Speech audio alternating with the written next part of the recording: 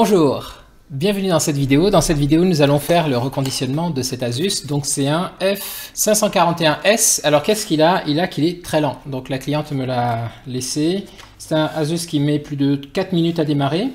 Donc pour moi, à partir de 2 minutes, on est déjà dans quelque chose de long. On va faire un petit test pour voir où en est le disque dur. Je soupçonne le disque dur d'être le disque dur d'origine, donc un disque dur mécanique.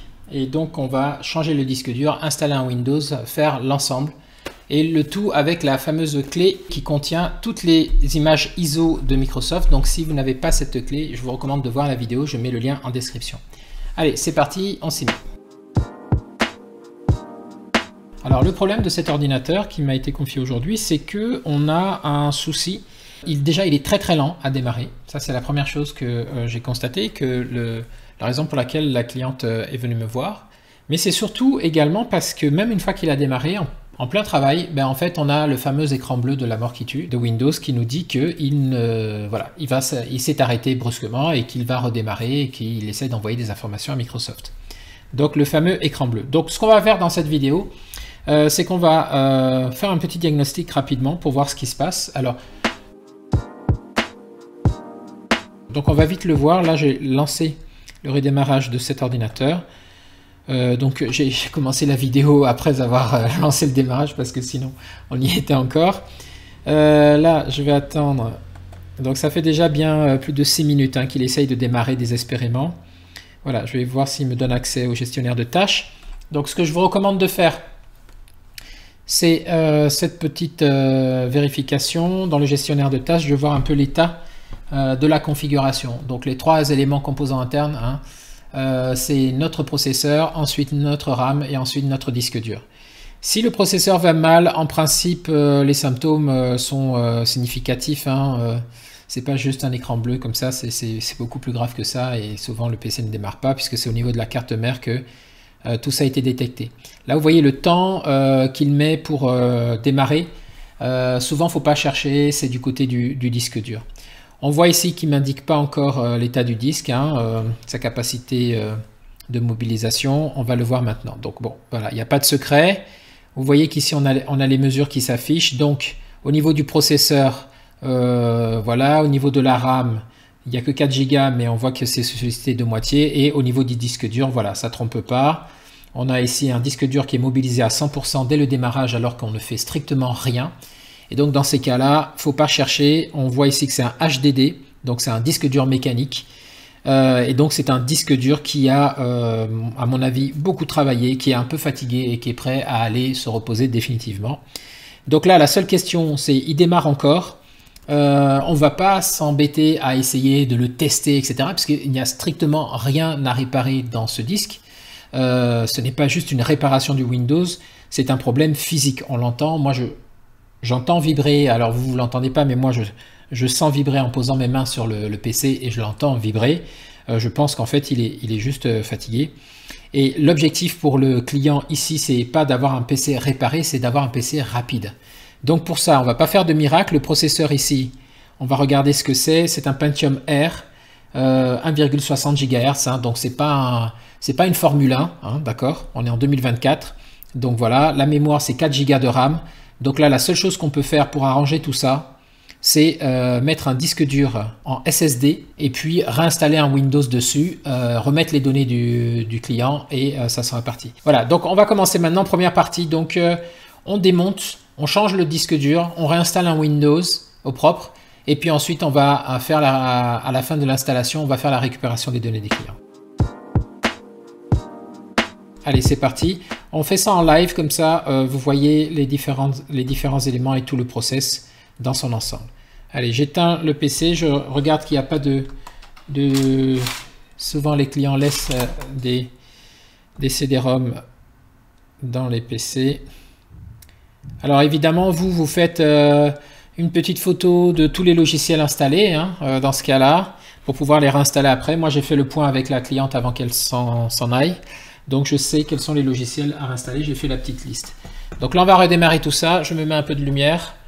Voilà, donc première étape, on va remplacer le disque, donc on va retirer celui qui est là, le disque mécanique, et puis on va le remplacer par un SSD. Donc il nous faut pour ça de quoi ouvrir le disque.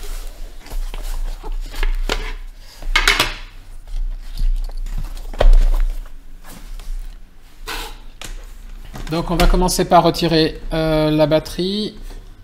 Non, il n'y a pas de batterie à retirer, je me suis fait avoir ici.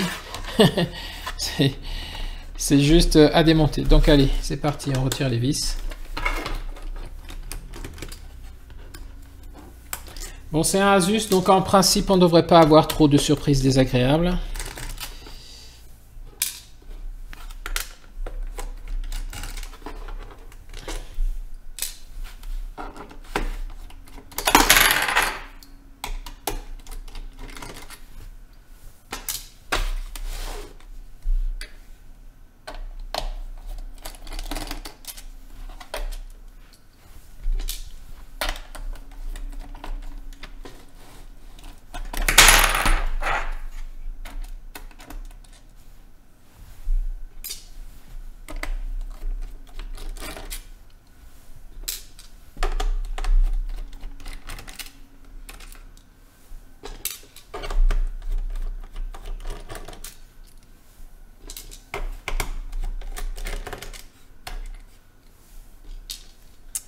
Voilà, on a fait le tour des vis.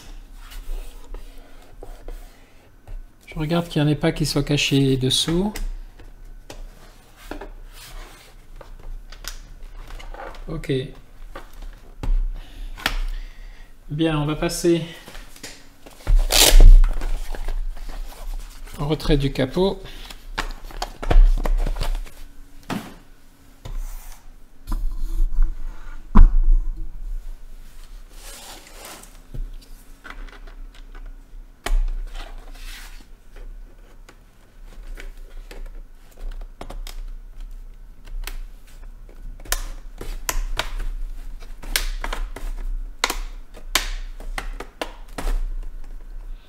Donc si vous n'avez pas de médiator comme ça, dans votre trousse à outils, vous prenez une ancienne carte en plastique, hein, donc une carte bancaire ou une carte de téléphone, enfin ça n'existe plus ça les cartes de téléphone.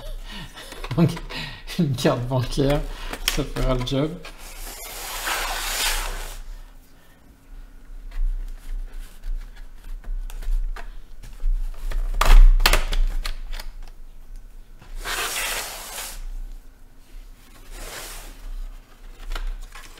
Si vous ne vous sentez pas à l'aise pour le démontage, je vous recommande vivement de regarder une vidéo YouTube avant. Pour ça, vous allez taper le modèle et la marque suivi de Disassembly dans YouTube et vous allez tomber sur des vidéos qui vous expliquent comment démonter. Donc là, on voit que voilà, il est défait. Donc vous voyez que je suis précautionneux là. Pourquoi? Parce que je sais que sur les Asus, voilà, vous voyez la nappe là, on a deux nappes ici qui sont placés là et qu'il va falloir retirer donc sans les abîmer. Alors pour les retirer, je ne sais pas si je vais pouvoir vous faire voir, mais en fait il faut juste lever.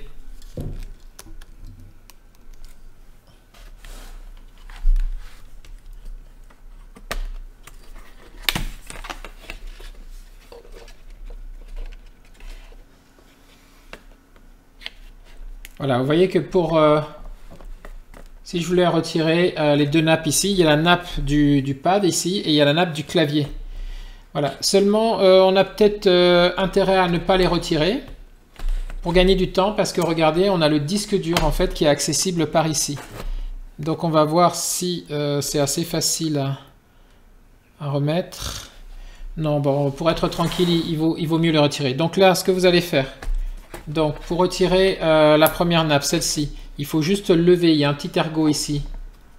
Au-dessus, là, il y a juste un petit ergot. On lève avec l'ongle et puis on retire la nappe gentiment. Voilà. Ensuite, pour celui-ci, c'est dans ce sens-là. Le petit ergot noir ici, on le pousse vers le haut. Alors faites attention parce que sur des vieux PC comme ça, c'est en plastique et donc ça peut casser parce que le plastique, il a beaucoup travaillé.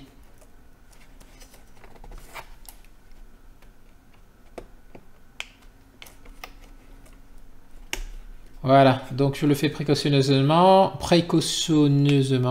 Donc j'ai levé ça et maintenant je peux retirer la nappe gentiment. Voilà. Donc on a le clavier qui est venu, hein. Donc on va se le mettre de côté. Et ici, on a accès donc du coup à notre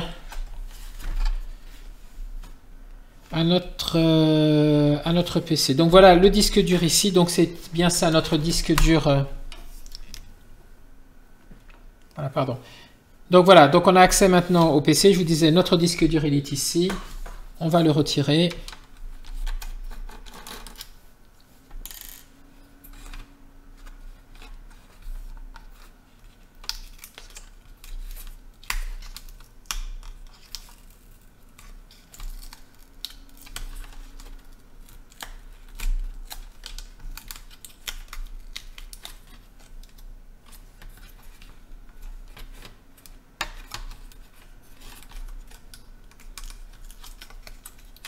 Alors j'aurais peut-être mieux fait de regarder une vidéo avant parce que là je ne sais pas comment c'est fichu cette histoire. Pour moi il faudrait le sortir, voilà, juste en le glissant. Ok. Voilà, donc notre disque dur est là. Ce qu'on va faire là tout de suite, on va chercher notre nouveau disque dur.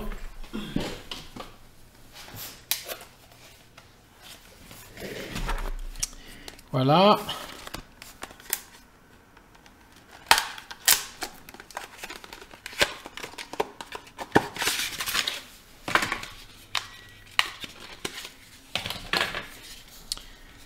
Et on va directement le placer en lieu et place de l'autre. Donc pour ça, on continue de dévisser.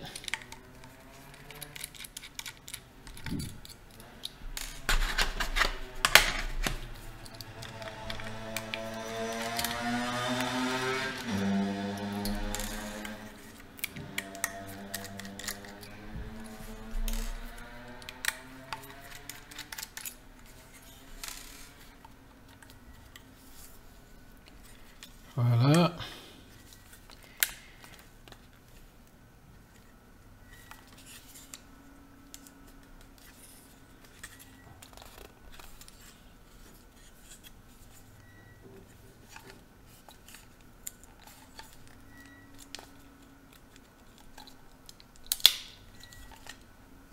Alors ça a eu le temps de sécher et de se coller dans cette armature là. On va essayer de le déloger. Il n'y a pas d'autre vis. Donc, je suis un peu surpris parce que c'est difficile à le sortir. Ah oui, c'est parce que en fait, c'est collé à ça.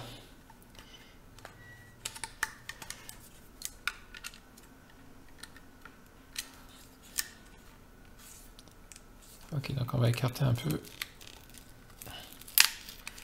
Et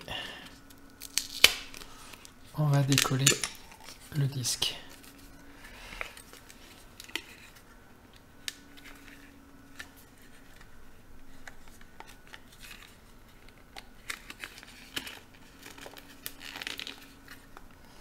Donc attention, hein, vous voyez, en fait, le disque est collé. Il faut décoller en fait ça, voilà, pour sortir le disque. Ok, donc il était positionné comme ça. On va mettre l'autre exactement comme ça. Ça marche. Il a eu le temps de se recoller à nouveau. Eh bien, dis donc. Voilà, donc on voit bien les deux adhésifs là sur le côté. Bon, je sais pas c'est quoi cette idée encore. Et bon, je suis toujours surpris, hein. Après plusieurs années, des montages là, je tombe toujours sur des trucs exotiques comme ça. Alors là, le but c'est de revenir faire coïncider ça pour le revisser. Allez, c'est parti.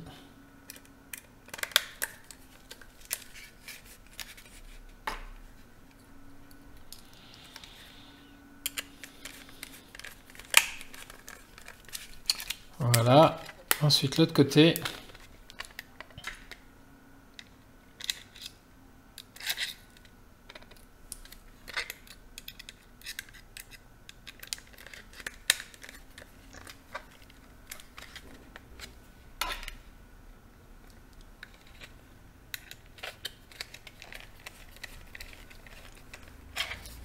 Et ici, voilà, notre disque est prêt, donc on va le repositionner. Oui, c'est bien comme ça. Allez, on le reclipe. Très bien, on remet la vis. Non, elle n'était pas là.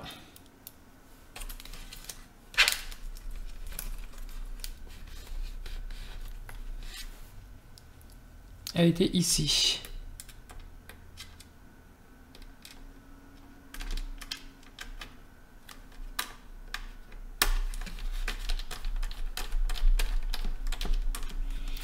Voilà, donc notre disque est dedans. Alors je vais lui passer un petit coup ici. Je vous montre, hein, j'ai pas le temps de faire avec le souffleur et puis il n'a pas l'air trop en mauvais état. C'est-à-dire pas trop de poussière, mais on va passer quand même un petit coup de pinceau, je vous montre.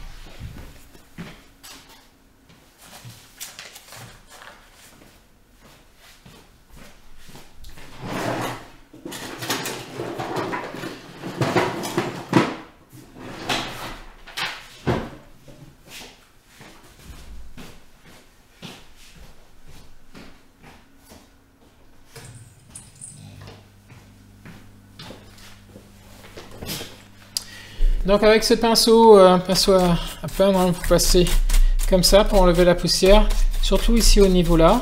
Alors c'est mieux si vous avez une bombe à air sec ou un compresseur. Bon, moi il commence à être un peu tard pour les voisins, je peux pas allumer ça là. Voilà, on est pas mal, on va refermer.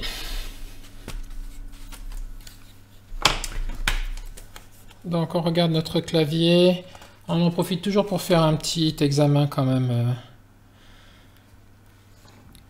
de principe, hein, pour voir l'état des nappes.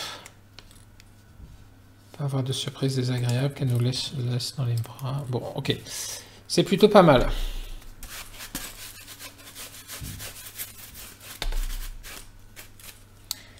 Ok, on va repositionner le tout.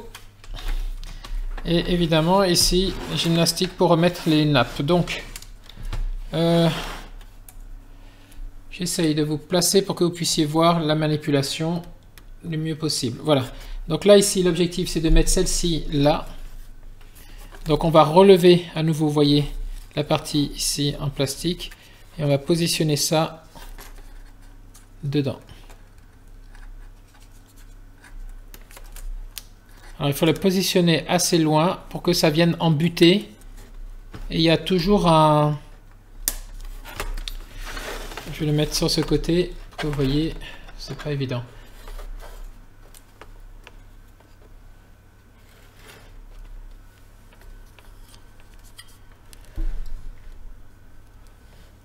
Voilà, ce que j'étais en train de dire, c'est que ici, embuté là, voilà, ici, quand on le repositionne la nappe, il y a toujours...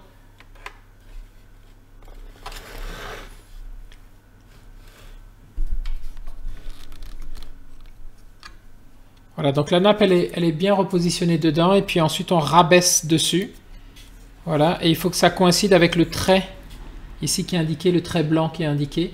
Ça doit être l'arrêt de la butée qui coïncide avec la sortie ici. Ensuite, on va faire la même chose pour l'autre nappe. Alors ici, vous voyez, c'est ici que ça se passe. Donc je lève ça, et ça, je vais venir le mettre gentiment dedans.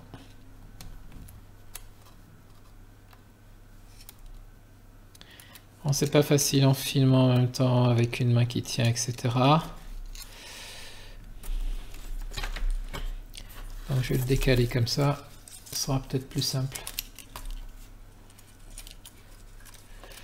Il faut que je vous laisse voir aussi.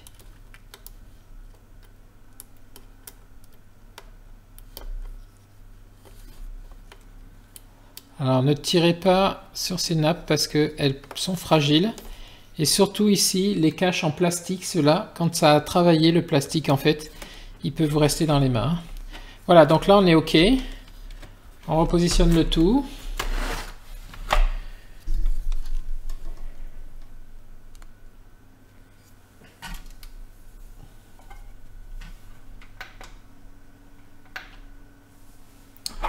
Voilà, donc on repositionne le tout. Attendez, hop, je vous fais prendre un peu de hauteur pour bien voir.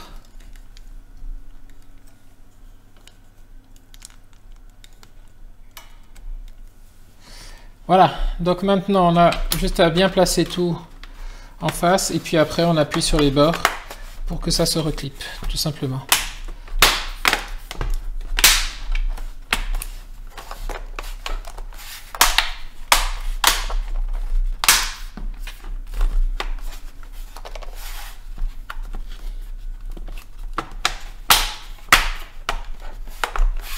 Voilà, allez.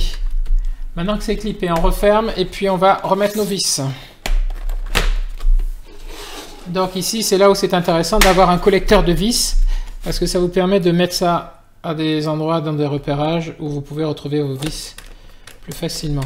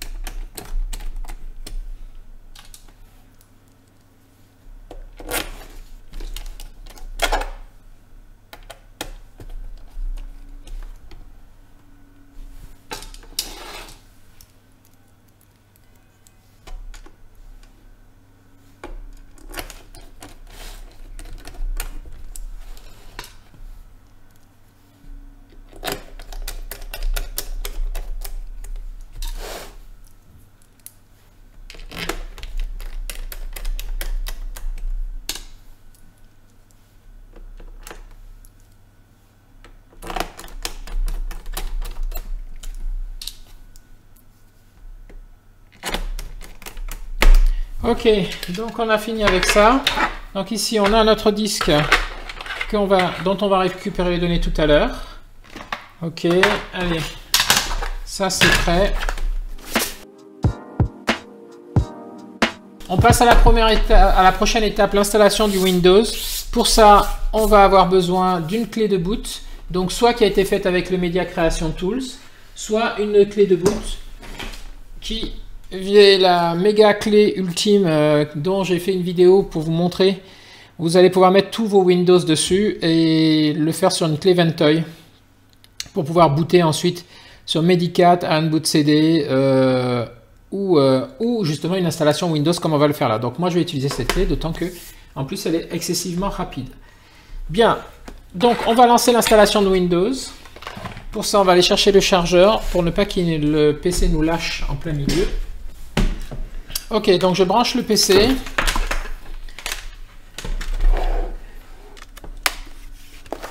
Voilà, je mets ma clé dans le port USB bleu parce que c'est le plus rapide.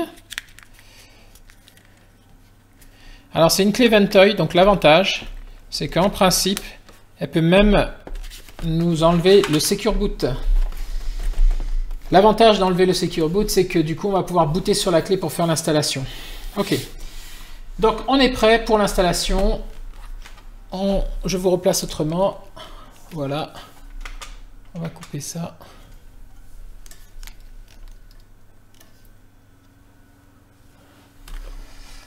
Voilà, donc là, je vais démarrer le PC. Je ne rentre pas dans le BIOS, je vais tenter pour voir s'il démarre sur la clé, s'il démarre sur la clé.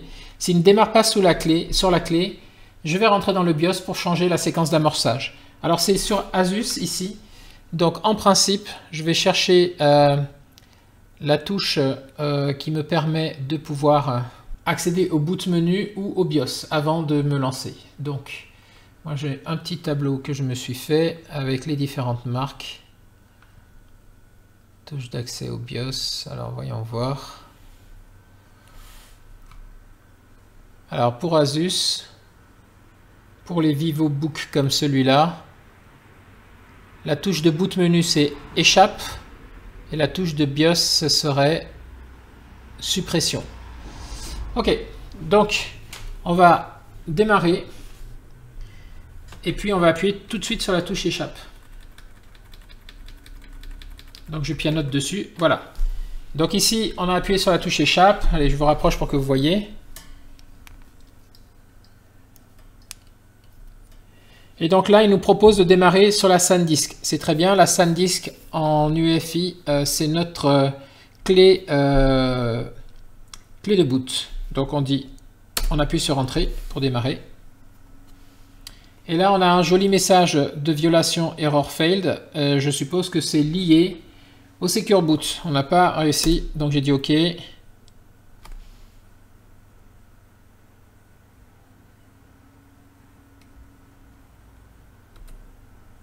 Ok, on n'a pas réussi à booter directement parce qu'il doit certainement le Secure Boot qui est activé.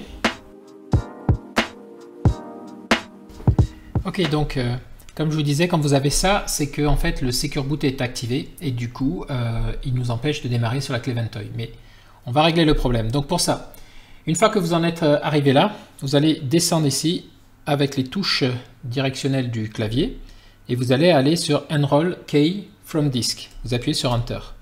Ensuite ici, vous sélectionnez Ventoi FI, vous appuyez sur Enter.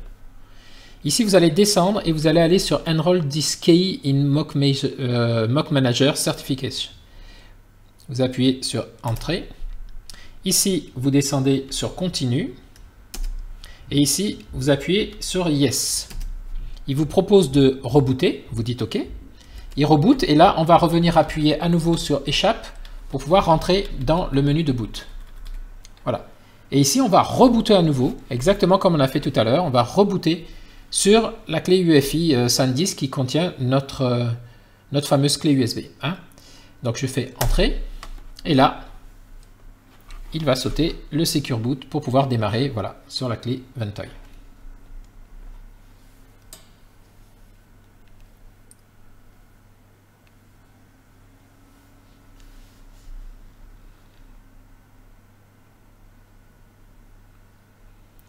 Donc on attend, voilà. Donc là on a démarré. On est sur la clé Ventoi. On va aller chercher notre Windows 10. Donc pour démarrer dessus, puisque là c'est un Windows 10 qu'on veut mettre. Donc vous voyez tout ce que j'ai sur la clé. Hein. Voilà, j'ai mon Windows 10 32, mon Windows 10 64. Donc allez, on va aller sur le Windows 10 donc 64. J'appuie sur Entrée. Je dis boot en mode normal. J'appuie sur une clé pour démarrer et voilà, il lance la séquence d'installation. Donc ça, c'est un mode, je vous montre ce mode-là en réinstallation complète, mais il faut savoir que ici à la boutique, je fais beaucoup d'installations. Hein, et donc, j'ai déjà des disques durs qui sont préparés. Hein, c'est la petite astuce. Je prépare mes disques à l'avance avec des Windows 10 dessus. Et puis comme ça, quand il y a un client qui rentre dans la boutique et qui a besoin, ben en fait, je le fais assez rapidement puisqu'il suffit de mettre un disque dur dans l'ordinateur pour remplacer le disque qu'on vient de remplacer. Et puis on démarre directement dessus, il y a un Windows 10. Je fais les mises à jour des pilotes correspondant à des mises à jour facultatives qui correspondent aux composants de cet ordinateur-là. Je déplace les données et puis le tour est joué. Donc là, pour des raisons pédagogiques, là, depuis maintenant quelques mois, je fais quelques-unes en réinstallation complète pour que ça puisse alimenter la chaîne et vous permettre d'y arriver. Et puis sinon, bah, en boutique, évidemment, j'essaie d'aller un peu plus vite parce que sinon, je passerai mes journées à attendre des installations. Allez, on fait suivant. On fait installer maintenant.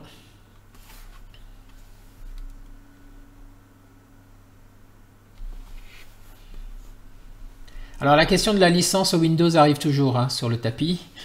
Alors il y a trois options.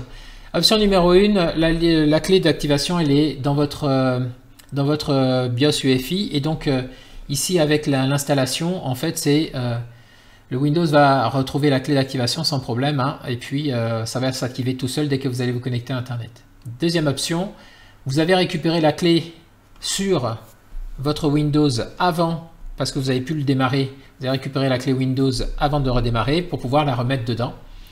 Et donc là, j'ai fait une vidéo là-dessus hein, avec un utilitaire qui vous permet de récupérer cette clé Windows.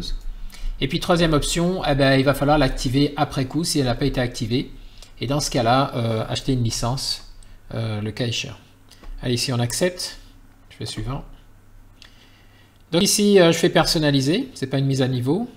Alors, en bas ici, attention, hein, le lecteur 1 ici, c'est ma clé Ventoi. Hein. Donc nous, c'est bien sur l'espace lecteur 0, l'espace alloué de 240 qu'on veut faire l'installation. Allez, je fais suivant.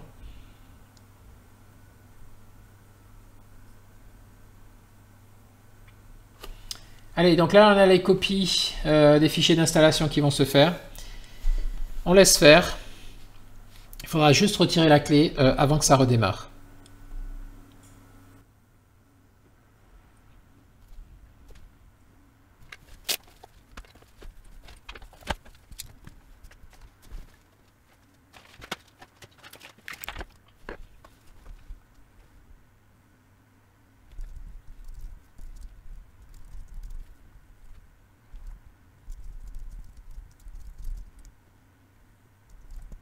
Ok, donc là, il va redémarrer. Donc on défait la clé juste avant. Hein, on débranche la clé pour ne pas qu'il tourne en boucle sur l'installation. Voilà, maintenant tous les fichiers sont de Windows pour l'installation sont dans le PC. Donc on n'a plus besoin de la clé.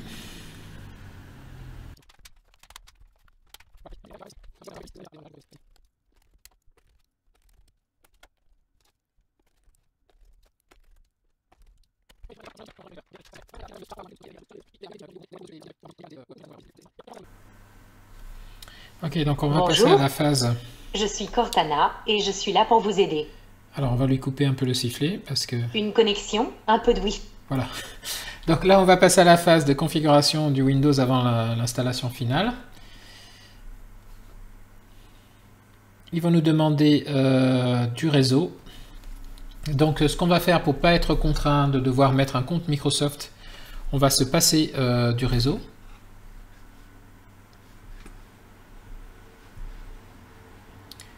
Et puis on le branchera au réseau juste après pour pouvoir faire les mises à jour.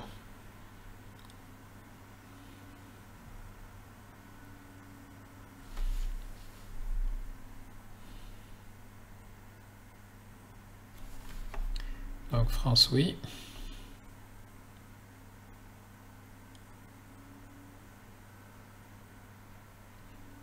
Français, oui.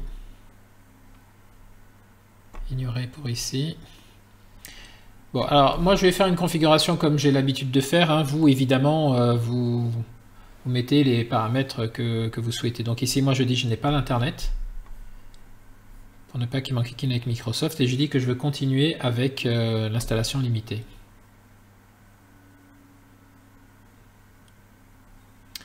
Ici, je mets le prénom de la cliente. Hein. Elle m'a demandé que la session soit à son prénom. Je ne mets pas de mot de passe, ce n'est pas nécessaire. Vous, si vous mettez mot de passe, vous allez devoir créer les 3 questions-réponses pour pouvoir sécuriser la récupération du compte si jamais. Alors, je ne sais pas si vous y voyez, ça a l'air un peu flou. Voyons voir. Voilà, peut-être un peu mieux comme ça.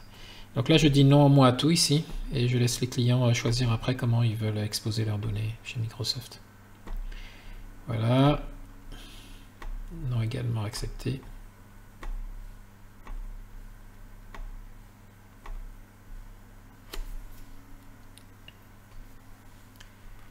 Voilà, ici je dis pas maintenant pour Cortana.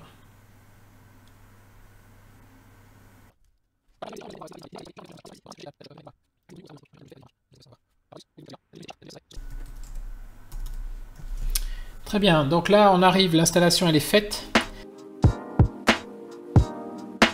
Donc ce qu'on va faire maintenant, c'est connecter notre ordinateur pour pouvoir faire les mises à jour. Donc mise à jour Windows et comme je le dis souvent, mise à jour facultative également, ainsi que mise à jour des applications. 3 mises à jour. Parallèlement à ça, on va déplacer les données de l'utilisateur qui sont encore dans l'ancien disque dur grâce à notre... Alors je vais mettre de la lumière là parce que la nuit est bien tombée et c'est compliqué. Voilà, donc je vous disais, on va utiliser en fait cet adaptateur IDE SATA pour pouvoir récupérer les données de l'utilisateur, donc en branchant son disque dur qu'on a retiré tout à l'heure ici, en mettant ça dans notre ordinateur et en mettant ça dans une prise et en démarrant dessus, on ira chercher les éléments de la session. Donc on verra ça tout à l'heure. On essaiera de faire tout ça en parallèle pour que ça nous prenne le moins de temps. Donc, et puis ensuite, on va aussi configurer un peu l'interface et mettre les logiciels pour la cliente. Allez, on commence par les mises à jour parce que c'est le plus long. Donc on commence par une bonne connexion Internet. Donc hop, c'est parti, je vais la connecter ici au réseau. Et c'est là où on va voir est-ce que la clé a été récupérée, la fameuse clé d'activation. Voilà, donc là, l'ordinateur est connecté. Alors, je vois tout de suite, hein, si je vais dans le gestionnaire des tâches, hein, si vous vous rappelez, on avait regardé ça, il me semble, et que je vais dans performance, vous allez voir que tout de suite, on n'est plus du tout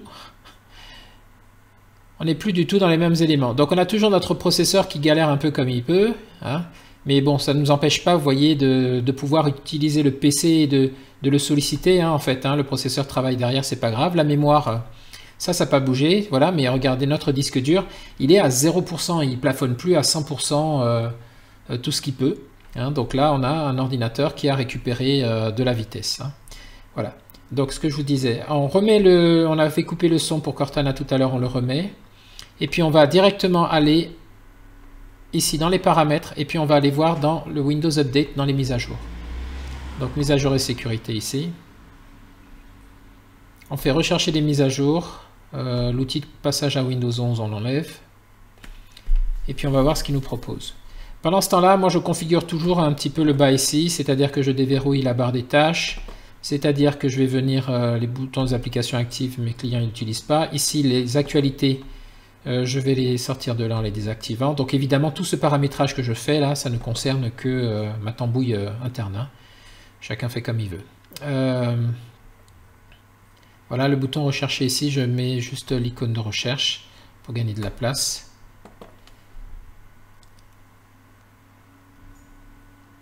Et là, je vais aller dans les paramètres de la barre des tâches. Ici, je vais descendre, je vais afficher les icônes de la barre des tâches, je les mets toutes. Pouvoir informer voilà, l'utilisateur. Je retire ici l'outil jeu de tâches de la barre des tâches, l'outil courrier. Et puis pour les bloatware qui sont ici, on ira voir leur cas un peu plus tard. Allez, on va revenir dans le Windows Update pour voir comment il s'en sort. Donc vous voyez que là, mon ordinateur, il réagit... ça n'a plus rien à voir avec ce que c'était. Hein. Alors si le Windows n'était pas activé, on aurait ici une indication qui nous dirait qu'il faut l'activer. Donc là c'est la preuve qu'en fait l'activation s'est fait automatiquement. Donc la clé d'activation était dans le BIOS UEFI. Hein. Ok, donc on revient sur mise à jour et sécurité.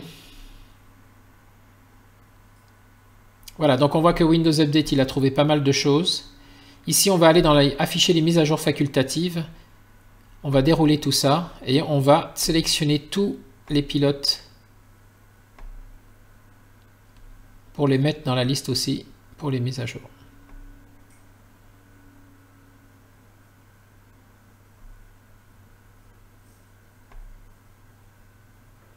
Parce que Windows les appelle facultatifs parce qu'ils ne se sentent pas concernés, mais vous devez vous sentir concerné parce que votre ordinateur, vous voyez, ce sont les pilotes ici, des composants internes de votre machine. Hein. On a bien ici le firmware par exemple pour le chipset Asus, donc voilà, et puis différents pilotes ici. Donc il faut bien tout sélectionner. Alors là, il ne nous répond plus trop parce que je pense qu'il gamberge et ça mouline. Alors on va venir continuer notre paramétrage. Ici vous voyez ça, démarrer une réunion, il n'y a personne qui utilise ça. On vire ça. Ici le OneDrive, je vais venir le supprimer aussi. Les clients, s'ils ont une licence Office, ils les remettront. Donc je vais dans le panneau de configuration. Je vais dans désinstaller un programme.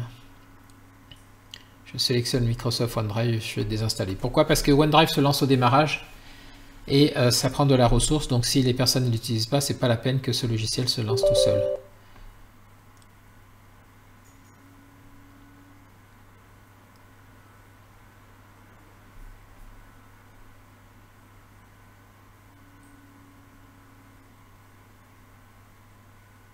Voilà, donc là il a fini avec ça. On voit qu'entre temps l'explorateur s'est fermé. Parce qu'il y a des mises à jour qui sont en cours. Alors dans cette phase là de mise à jour, si vous avez des petites instabilités etc, il n'y a pas de quoi s'alarmer, c'est normal. Tous les pilotes sont en train d'être remis à jour quasiment. Il y a plein de choses qui s'empilent, qui s'installent. Et donc vous allez avoir l'écran qui va se figer à un moment donné parce qu'il va mettre à jour les pilotes de l'écran. Donc en fait il ne faut pas se formaliser. Hein. Il faut attendre que tout ça soit bien terminé et après vous pourrez juger si oui ou non vous avez des incohérences ou des instabilités. Pour l'instant Pendant les mises à jour, c'est normal. Des fois même, ça peut se figer. Il faut être patient. Hein. Il faut redémarrer quand il vous demande. Voilà, donc là, on a un bon paquet de mises à jour. Pendant qu'il fait ça, on va maintenant veiller au transfert des données du client. On va commencer à faire ça parce qu'il y a quelques gigas quand même. Alors, je vous parlais donc tout à l'heure de l'adaptateur ici. Donc, on va l'utiliser. Donc ça, pareil, on branche donc le disque dur sur le port SATA de l'adaptateur. Comme ceci. Ici, il y a un interrupteur, vous voyez, il est sur off. On va poser ça là. On va venir mettre ça dans le port USB bleu, c'est-à-dire le plus rapide, hein, pour que le transfert se fasse le plus vite possible. Voilà. Alors, il y a deux écoles. Hein. Je suis assez impatient. Mais sinon, logiquement, si j'étais quelqu'un de patient, je ferais toutes les mises à jour. Parce que là, l'ordinateur, il va redémarrer à plusieurs reprises. Donc, je ferai toutes les mises à jour. Et après, je commencerai à déplacer les données du client. Plutôt que de le faire maintenant, parce que si, évidemment, l'ordinateur s'éteint pour se rallumer, bah, les mises à jour, il n'y a plus qu'à... Enfin, les mises à jour. Le transfert des données du client à récupérer, il n'y a plus qu'à recommencer à zéro. Parce que je ne saurais pas où j'en étais resté. Mais, par expérience, comme je sais que les mises à jour Windows sont très longues, je vais en profiter pour faire déjà quelques récupérations. Et ça, c'est toujours ça de gagner. Surtout que souvent, je parallélise un peu les choses. Allez, donc on allume le disque dur. Donc vous voyez, il y a la petite diode qui s'allume dessus. Et bientôt, il va détecter... Voilà, il vient de détecter que le disque est branché. On laisse faire, hein, tranquillement. Et on va venir donc dans notre disque ici. Voilà, donc là dans le disque E, ce que vous voyez ici, c'est le contenu de l'ancien disque. On va aller dans Utilisateur. Et là, on a deux sessions, donc ça ne peut pas être public, ça ne peut être que utilisateur. D'ailleurs, si on regarde ici les dates, hein, vous voyez que la plus récente, c'est en 2024, c'est bien celle-ci. Donc on va cliquer deux fois dessus. Bien sûr, il va nous dire qu'on ne dispose pas des autorisations parce qu'il détecte bien que ce disque dur n'est pas le disque dur natif ici. Hein, donc pour entrer dans Windows, on dit continuer. Il va quand même rentrer dans le disque dur.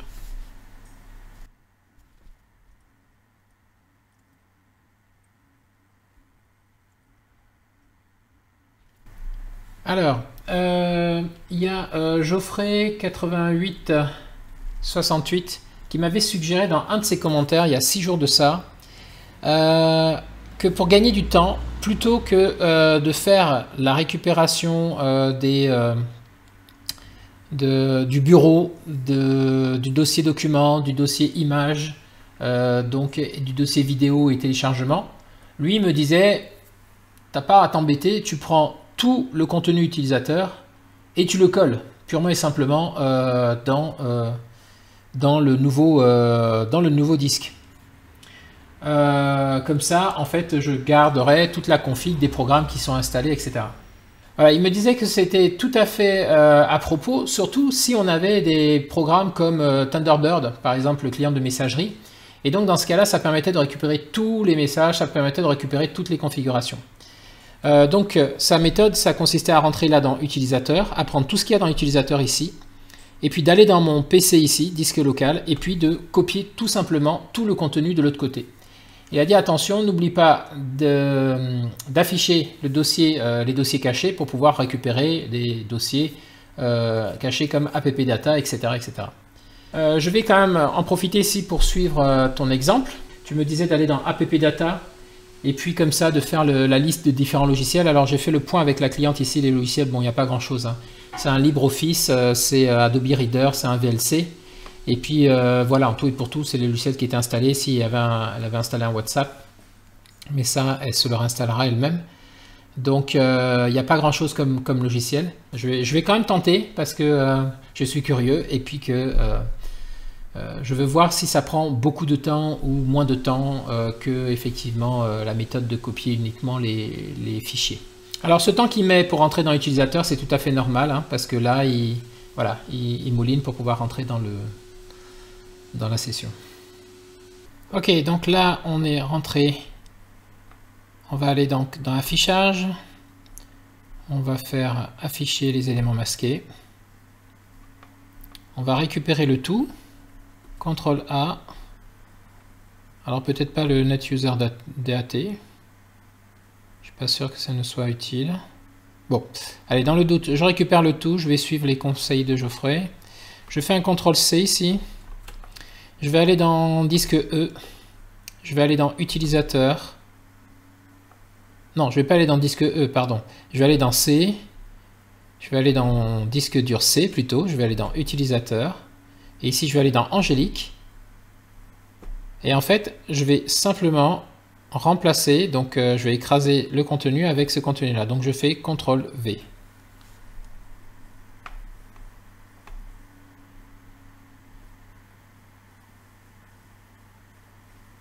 Alors, il me dit qu'il me faut les droits pour appdata. Je fais oui et je dis continuer.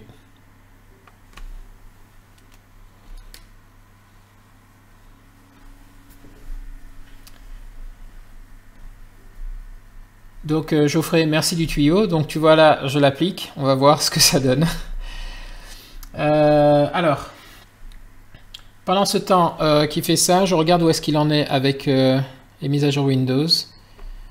Donc là, des redémarrages dans tous les sens en attente, ça va. Il y a encore des installations en cours, on va laisser faire ça. Il y aura un gros redémarrage ici, vous voyez, sur le firmware. Donc ça c'est un peu touchy, hein. On va le laisser faire. On va les lancer en bloc. Donc pendant ce temps, on continue de l'autre côté la copie. Donc là on en a 48 Go, 49. Alors ce qui m'embête avec cette méthode, c'est qu'il faut vraiment pas que entre temps il y ait une coupure, hein, parce qu'on ne sait pas, on ne saura pas où il s'est arrêté. Et on n'aura plus qu'à tout renvoyer. Hein. Sauf s'il y a une astuce pour reprendre où ça plante. Donc là, il y a 56 Go à envoyer. 4 heures, peut-être pas. Je ne vais pas avoir 4 heures à attendre devant la vidéo. Bon, on le laisse faire. On le laisse faire.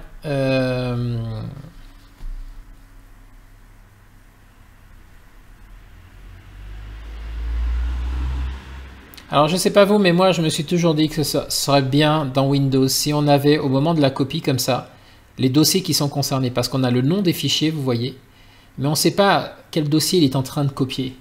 Donc si jamais il plante, on ne sait jamais à quel endroit ça s'est fait. Donc ça pour moi ça a toujours été un manque ça. Donc dites-moi ce que vous en pensez et surtout si vous avez une astuce pour ça.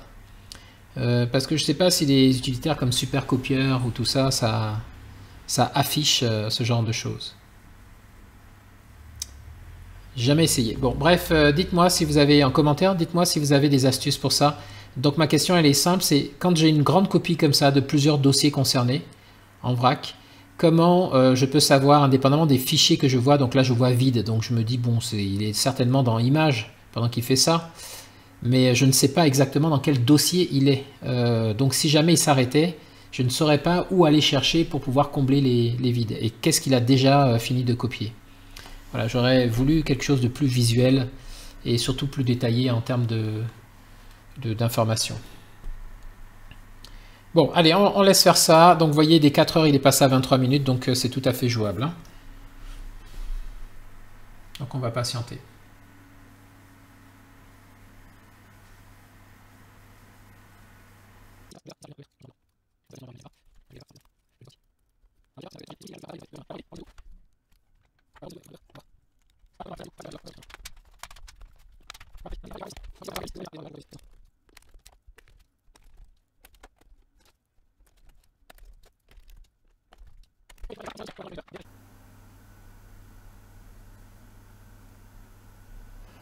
Ok, donc j'ai une petite erreur ici, alors c'est la prise en main de OneDrive, hein. On va faire ignorer, ça c'est pas bien grave ça. Alors en tout cas, ce que je peux dire là, c'est que effectivement il n'y a pas besoin de s'embêter. Donc Geoffrey, je crois que tu as raison, je pense que je vais faire ta méthode parce que en fait je me rends compte que du coup j'ai pas toutes ces manipulations de copier-coller. Hein. Alors c'est pas tant qu'il y en ait beaucoup, il n'y a que 5 dossiers, mais mine de rien, là je me pose pas de questions. Je ne sais pas quelles sont les conséquences. Non, il n'y a pas de raison qu'il y en ait. Donc c'est plutôt pas mal parce que du coup, une fois que je balance ça, je peux passer à autre chose comme ce que je suis en train de faire. Et puis laisser comme ça les choses se faire. Alors ici, il me dit qu'il y a 6 fichiers dont les noms sont identiques. Dans ce cas-là, on va les ignorer. Parce que si ce sont des fichiers de configuration de l'installation de la nouvelle installation, je ne voudrais pas qu'ils soient écrasés par l'ancienne installation. Alors, où est-ce qu'en est le Windows Update là? Voyons voir.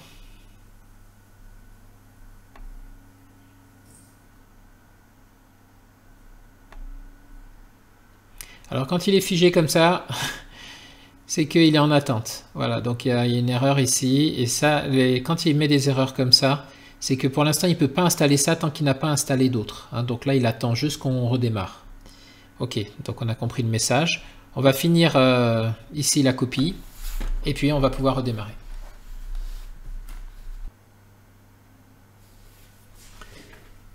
Ok, donc là, la copie des fichiers est faite. Donc on jette un petit coup d'œil avant de redémarrer. Ok, c'est impeccable. Donc on va pouvoir éteindre le disque. En plus, donc, le client va garder ça comme archive. Hein. On débranche notre adaptateur SATA et on va pouvoir faire le redémarrage. Allez, on redémarre pour faire les mises à jour qui sont en attente. Mettre à jour et redémarrer.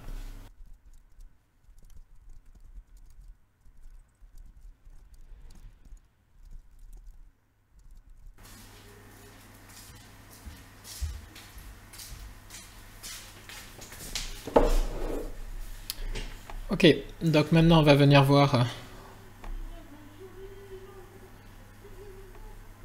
où sont les mises à jour.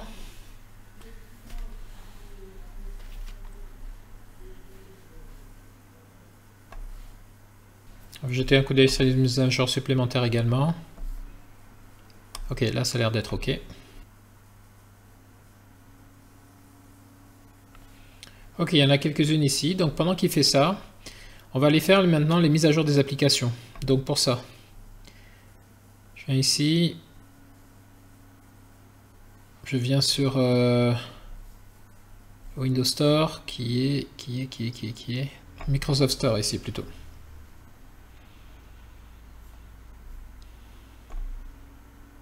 Je viens ici, je vais dans téléchargement et mise à jour.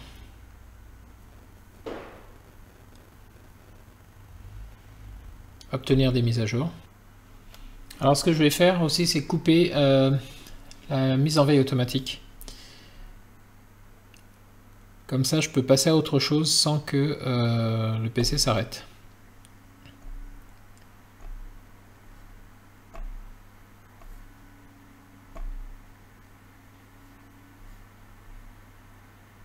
Donc je vais venir ici dans Accueil. Bon, déjà je vais fermer ça. Voilà, dans Accueil. Ici je vais aller dans Personnalisation. Ici je vais aller dans Écran de verrouillage. Je vais descendre dans les paramètres d'écran de veille. Paramètres d'alimentation, modifier. Modifier les paramètres du mode. Et là, je mets tout à jamais.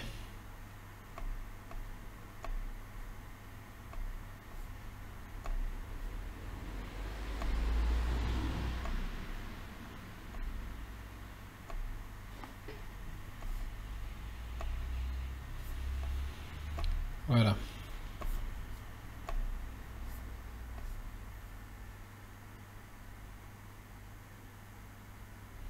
Bon, donc là, il a commencé les téléchargements des mises à jour, très bien. Et si on revient dans le Windows Update,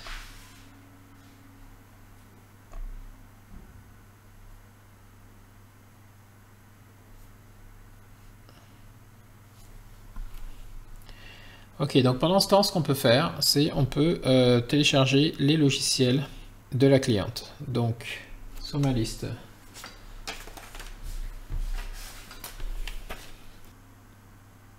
alors on a Chrome, on a LibreOffice, VLC, Adobe Reader.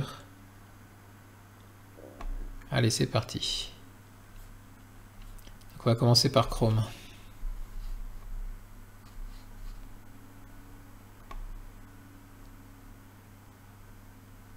Alors donc là, Edge, évidemment, il veut m'embarquer.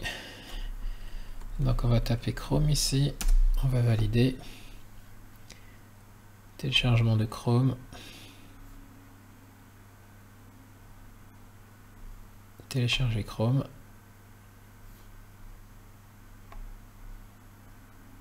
On va l'exécuter.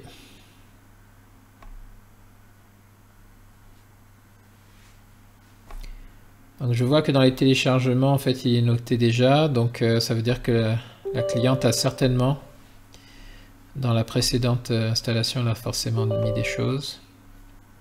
Donc on va aller voir. Alors moi, par défaut, ce que je fais, c'est que je vais prendre quand même les dernières versions, hein, parce que je ne sais pas depuis quand. Je ne sais pas depuis quand ça a été téléchargé. Donc si on le met par type ici, voilà, il y a plusieurs versions de Chrome qui ont été mises. Ça, je suppose que c'est pour le pilote de l'imprimante. Office Suite, donc ça doit être pour LibreOffice. WhatsApp, ça c'est l'installation de WhatsApp. Ok, bon.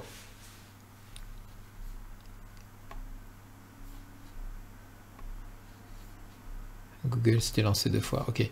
Donc on va laisser faire ça, on va aller faire ça nous-mêmes. Donc ici, maintenant que c'est en cours, on va aller sur VLC. Donc le site officiel videolan.org. On va prendre la version Windows, télécharger VLC. Et s'il y a un timer, hein, au bout de quelques secondes, il va démarrer. Voilà, c'est en cours.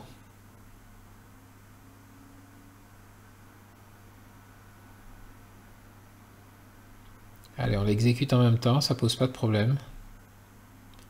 On va faire les deux en même temps.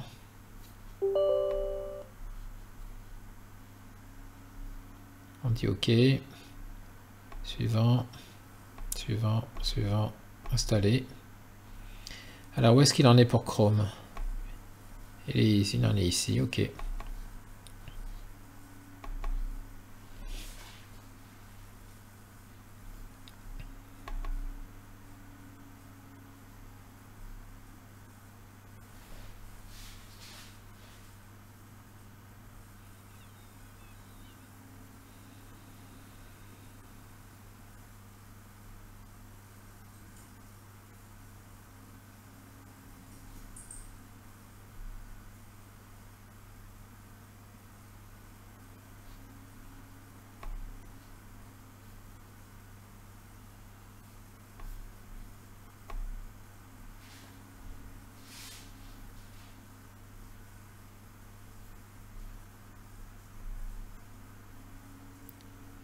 Ok, donc il a débuté VLC.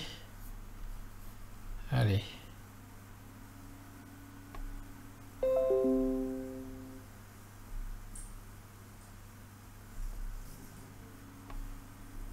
Bien, on peut fermer ça. VLC, c'est bon. Chrome, c'est bon aussi.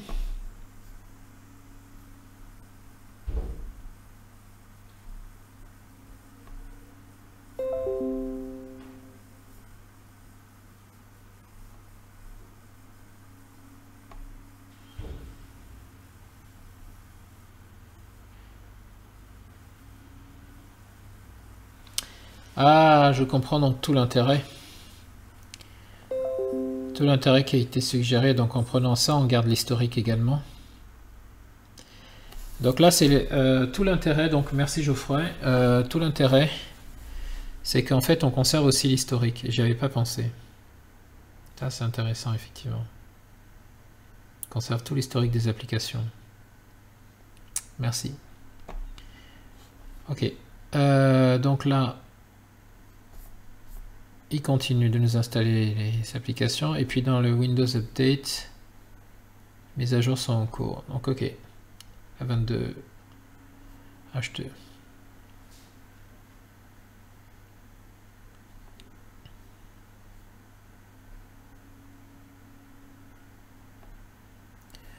Ok, donc là on a Chrome, on a VLC, donc on va aller chercher LibreOffice.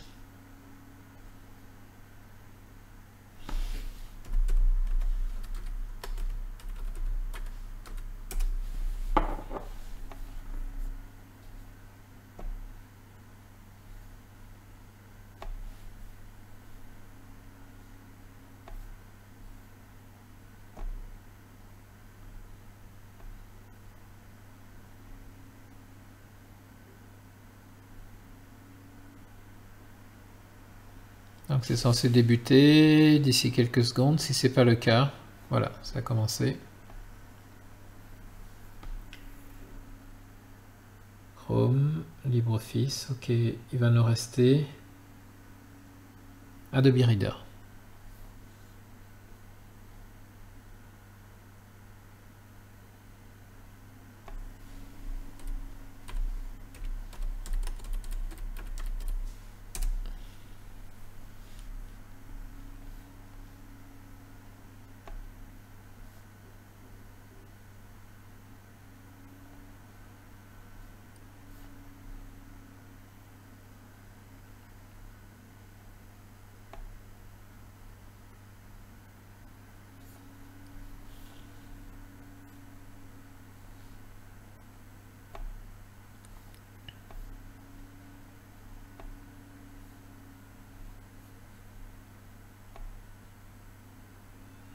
Ok, je garde un œil ici.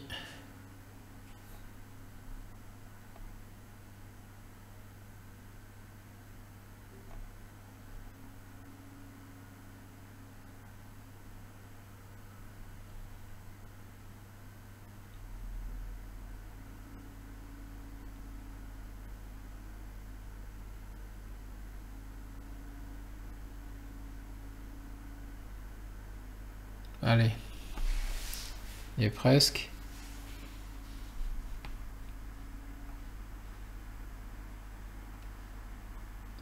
C'est en cours là. LibreOffice. Voilà, LibreOffice est terminé. Alors on va lancer d'abord LibreOffice avant de lancer Adobe Reader parce que il est un petit peu capricieux. J'ai remarqué Adobe Reader quand on l'installe en installant d'autres programmes en même temps.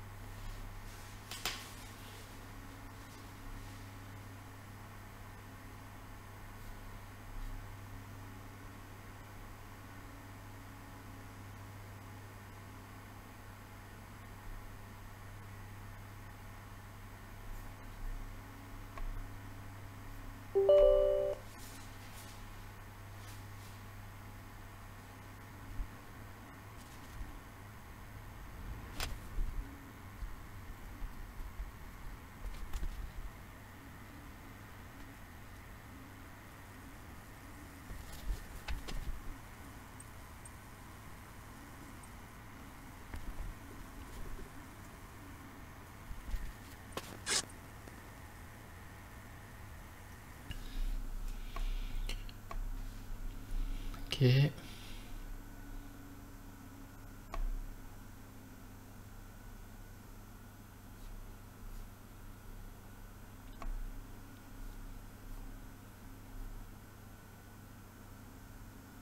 Ok, donc pour LibreOffice c'est bon. Ce qu'on va faire maintenant, c'est Adobe Reader du coup. Alors on repart dans les téléchargements.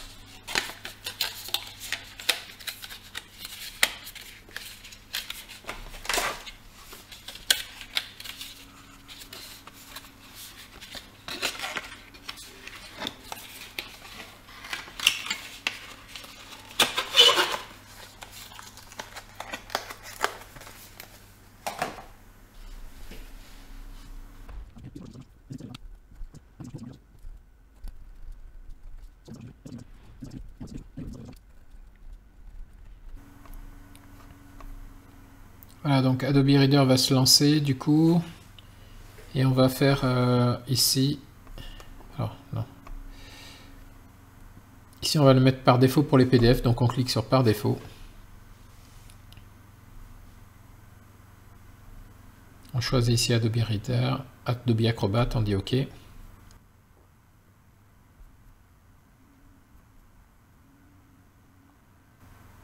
Voilà, et quand il est mis par défaut, vous n'avez plus ici l'indication pour le mettre par défaut, donc c'est que c'est OK. Voilà, on ferme ça. Alors, il ne reste plus que les 4 ici, mises à jour de Microsoft Store.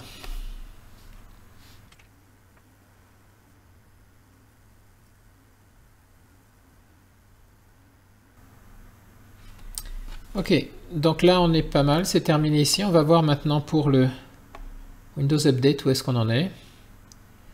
Toujours à 20%. Donc ce qu'on va faire ici. Non, en fait 74%, pardon. C'était un peu frisé.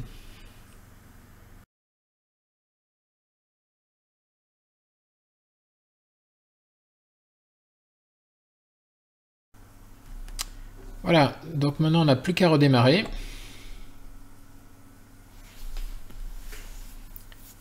Voilà, et puis après ça, le PC sera prêt.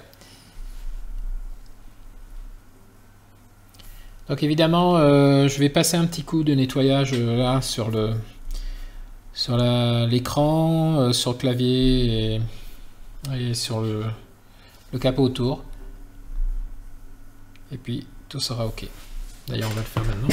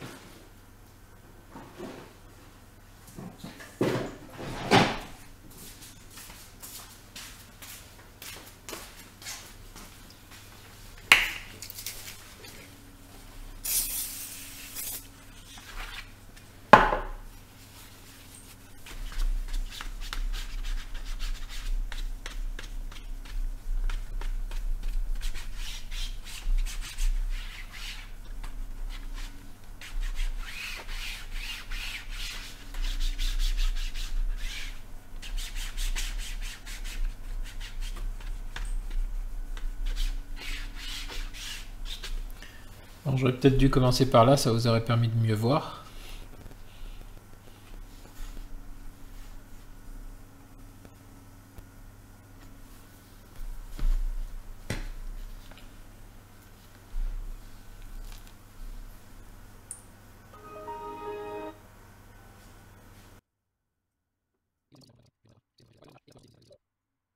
Donc on a terminé, donc c'était un PC qui était très lent à démarrer.